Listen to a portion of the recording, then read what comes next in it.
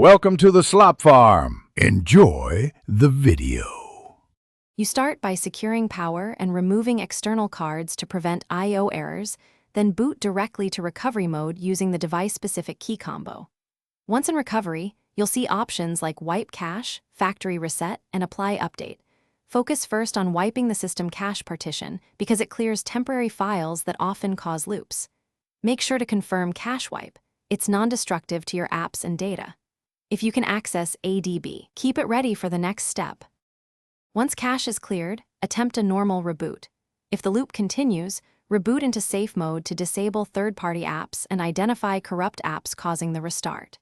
If safe mode is inaccessible, use recovery to perform a targeted factory reset as a middle step. Understanding it erases app data.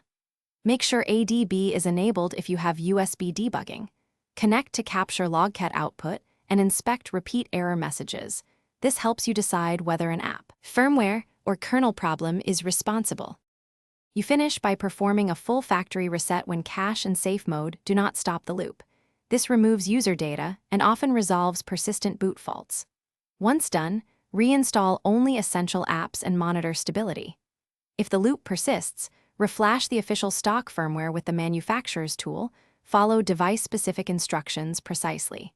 And if none of this works, save the ADB logcat output and include the repeated error lines when contacting support. That one log details.